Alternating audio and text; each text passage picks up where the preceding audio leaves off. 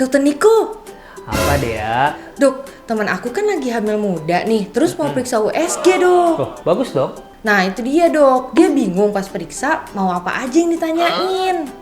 Oh, masalah itu. Yuk kita bahas deh.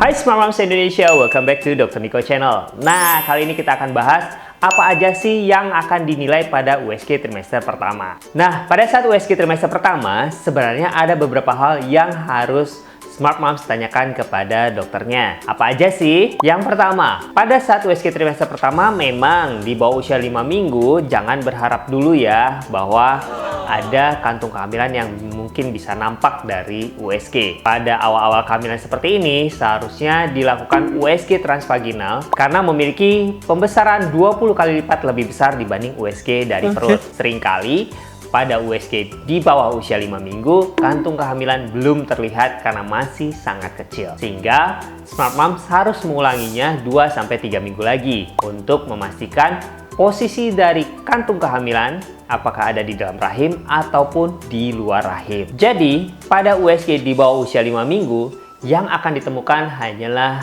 penebalan dinding rahim saja. Tapi jangan khawatir, hal tersebut bukanlah kelainan, tetapi memang demikian adanya. Tetapi hal ini bukan berarti Smart Moms tidak memerlukan pemeriksaan USG. Nah, pemeriksaan USG sebenarnya sebaiknya dilakukan sejak diketahui hamil, yaitu dari hasil tes pack yang positif, maka Smart Moms sudah bisa kok melakukan USG di dokter kandungan Smart Moms. Apa saja sih yang bisa kita lihat di usia kehamilan 7-8 minggu? Yang pertama, tentu saja kantung kehamilan sudah harus terlihat.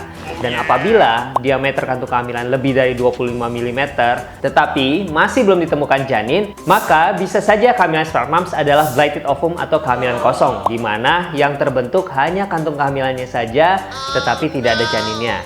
Biasanya disebabkan karena kelainan kromosom.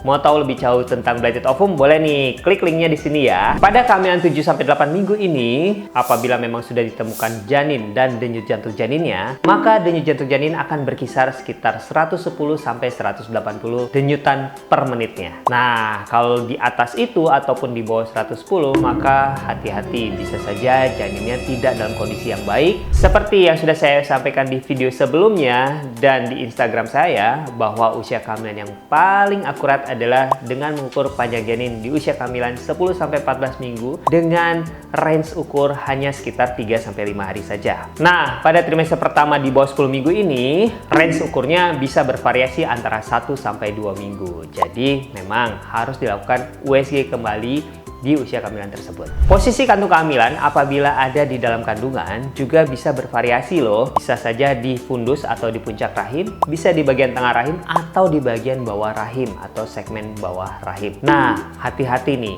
Pada kehamilan yang berada di segmen bawah rahim, bisa jadi kehamilan tersebut akan mengalami keguguran atau bisa jadi kehamilan tersebut berakhir dengan plasenta previa, di mana plasenta menutupi jalan lahir. Nah, hati-hati juga pada posisi kehamilan yang berada di bekas seksio cesaria, bisa menyebabkan kehamilan yang dikenal dengan scar pregnancy. Nah, kehamilan ini bisa saja berbahaya dan menyebabkan perdarahan serta kematian pada ibu, terutama apabila terjadi plasenta akreta di mana plasenta menembus dinding rahim. Nah, kalau ada yang penasaran tentang scar pregnancy, boleh nih komen ya di kolom komentar di bawah. Nanti saya akan buatkan kontennya untuk Smart Moms. Nah, selain dari semua yang tadi sudah saya sebutkan, juga bisa dibedakan antara kehamilan normal dan kehamilan tidak normal. Contohnya seperti kehamilan anggur. Nah, kehamilan anggur ini sudah bisa dideteksi di awal kehamilan, di mana gambaran USG menyerupai anggur-anggur kecil.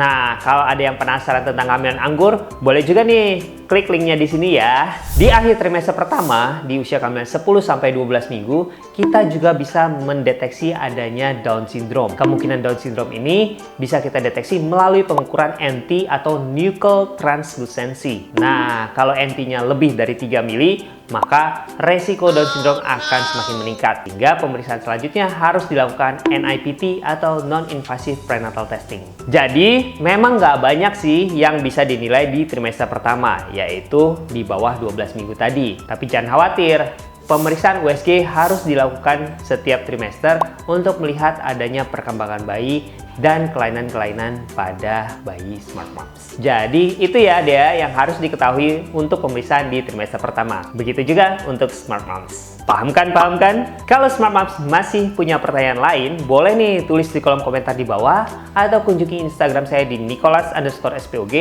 Dan ingat-ingat untuk like, subscribe, dan share video ini supaya saya tetap bisa menjawab pertanyaan Smart Moms se-Indonesia.